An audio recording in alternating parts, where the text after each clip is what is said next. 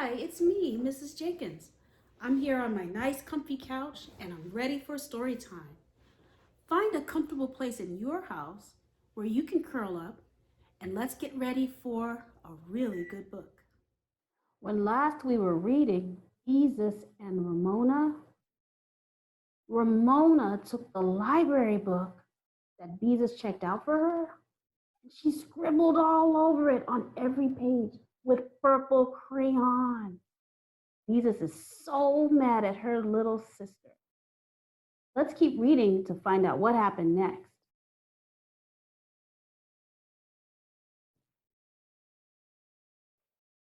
I do not spoil your fun, stormed Ramona. You have all the fun. I can't read, and it isn't fair. Ah!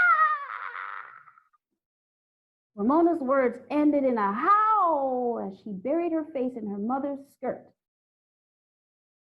I couldn't read when I was your age, and I didn't have someone to read to me all the time, so it is too fair, argued Beezus.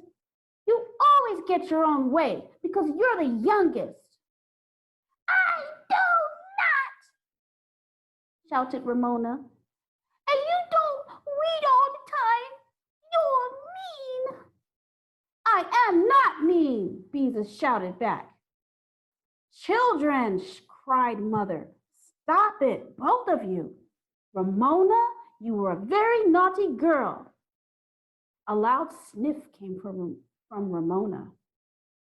And Beezus, her mother continued, the library won't take your card away from you. If you'll get my purse, I'll give you some money to pay for the damage to the book. Take Ramona along with you, explain what happened, and the librarian will tell you how much to pay. This made Beezus feel better. Ramona sulked all the way to the library. But when they got there, Beezus was pleased to see that Miss Evans, the children's librarian, was sitting behind the desk. Miss Evans was the kind of librarian who would understand about little sisters. Hello, Beatrice, said Miss Evans. Is this your little sister I've heard so much about? Beezus wondered what Miss Evans had heard about Ramona. Yes, this is Ramona, she said, and went on hesitantly. And, Miss Evans, I'm a bad girl, interrupted Ramona, smiling winningly at the library.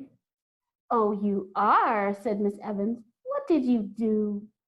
I wrote in a book, said Ramona, not the least ashamed. I wrote in purple crayon, and it will never, ever erase. Never, never, never. Embarrassed, Beezus handed Miss Evans Big Steve and the steam shovel. Mother gave me the money to pay for the damage, she explained. The librarian turned the pages of the book. Well, you didn't miss a page, did you? She finally said to Ramona. No, said Ramona, pleased with herself. And it will never, I'm awfully sorry, interrupted Beezus. After this, I'll try to keep our library books where she can't reach them. Miss Evans consulted a file of little cards in a drawer. Since every page in the book was damaged and the library can no longer use it, I'll have to ask you to pay for the whole book. I'm sorry, but this is the rule. It will cost $2.50. $2.50? What a lot of things that would have bought, Beezus reflected, as she pulled 3 folded dollar bills out of her pocket and handed them to the librarian. Miss Evans put the money in a drawer and gave Beezus 50 cents in change. Then Miss Evans took a rubber stamp and stamped something inside the book.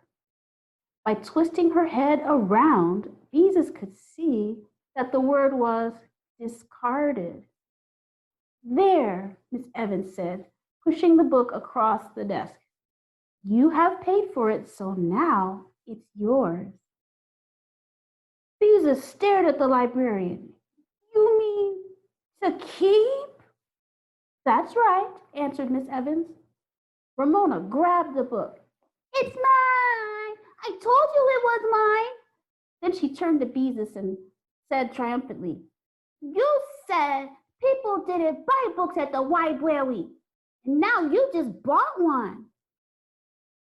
Buying a book and paying for damage are not the same thing, Miss Evans pointed out to Ramona. Beezus could see that Ramona didn't care. The book was hers, wasn't it? It was paid for, and she could keep it. And that's not fair, thought Beezus. Ramona shouldn't get her own way when she has been naughty.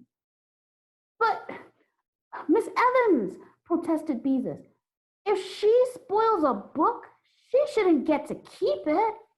Now, every time she finds a book she likes, she will... Beezus did not go on. She knew very well what Ramona would do, but she wasn't going to say it out loud in front of her. I see what you mean. Miss Evans looked thoughtful.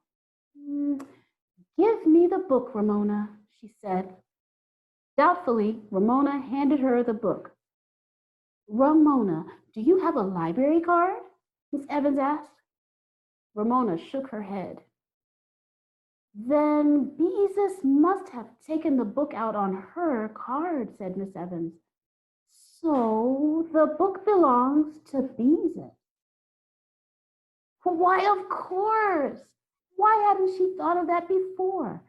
It was her book, not Ramona's. Oh, thank you, said Beezus gratefully. As Miss Evans handed the book to her, she could do anything she wanted with it. For once, Ramona didn't know what to say. She scowled, as if she were building up to a tantrum. You've got to read it to me, she said at last. Not unless I feel like it, said Beezus. After all, it's my book. She couldn't resist adding. That's no fair! Ramona looked as if she were about to howl. It is too fair, said Beezus calmly, and if you have a tantrum, I won't read to you at all.